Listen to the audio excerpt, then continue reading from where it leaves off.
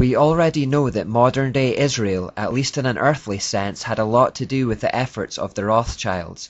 Some more symbolism that gives that away can be found in the Israeli Supreme Court.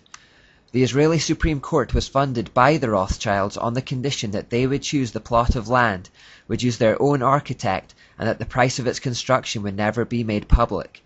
Built in 1992 in Jerusalem, it sits next to the Knesset, which is the main political building in Israel.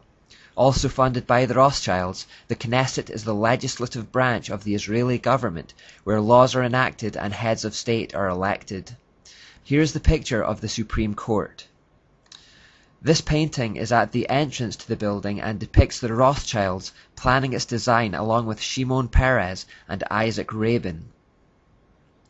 A journey through the Supreme Court esoterically represents a path towards illumination. The ultimate goal of the journey is to reach this pyramid, which represents the most holy place in the building. Each side of the pyramid has a circular hole at the top representing the all-seeing eye. Let's do a picture walkthrough along this so-called path of illumination from the beginning, and do some symbol spotting along the way. Firstly, the person who enters the Supreme Court finds himself in a dark area in front of a stairway leading to a source of light at the other end. By climbing these stairs, the visitor gradually moves away from the darkness towards illumination.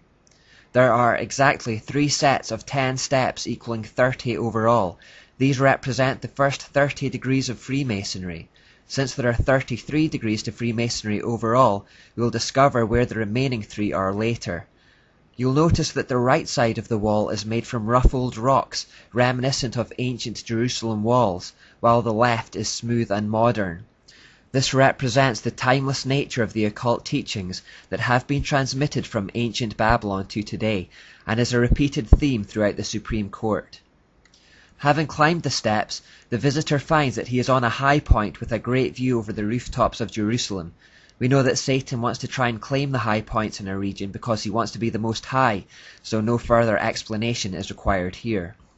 Embedded on the floor is a line which guides the traveller to the entrance of the library, which is placed right underneath the Great Pyramid. This is the path you walk to the holiest place, and of course the library itself represents knowledge. This picture is taken from the 2nd floor of that library. The library is actually divided into 3 levels, symbolically representing the final 3 degrees of Freemasonry. The first level is reserved for lawyers only, the second is reserved for judges only, and the books on the 3rd level can only be read by retired judges. This represents the movement through the degrees, acquiring higher and higher knowledge. The library functions like all occult hierarchies, where some information is the exclusive privilege of a select few.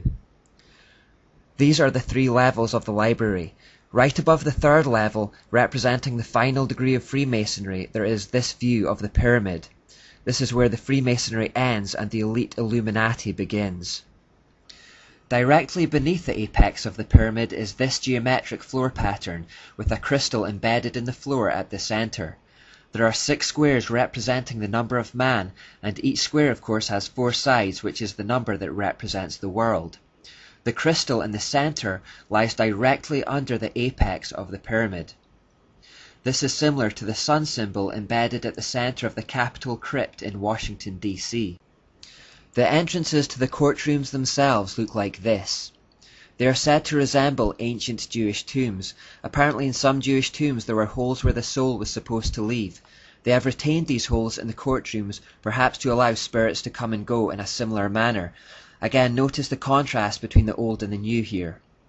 The prison cells, the courtroom, and the judges' quarters are placed one on top of the other, symbolizing the tiered society as proposed by Plato and the Enlightenment thinkers.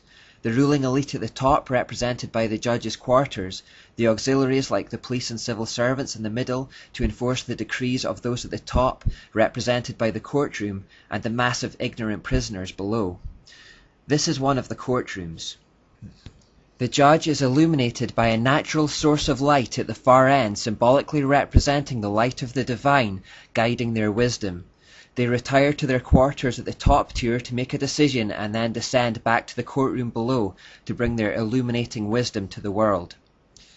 Now let's start making our way outside.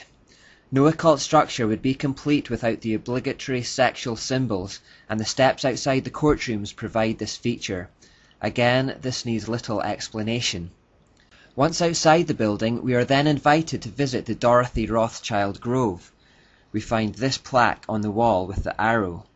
Alongside it, we also find this plaque, which also contains an all-seeing eye. Sorry about the quality of these, I couldn't find anything more clear-cut. When we follow the arrow, though, to the Dorothy Rothschild Grove, we find this monument, which is obviously an obelisk, an Ashtoreth pole. If we then go to the centre of the parking facilities from here, we find this shape on the ground. Now, some people have suggested that this represents a cross, so that people can trample on it as they descend down the steps. I don't personally buy into this theory.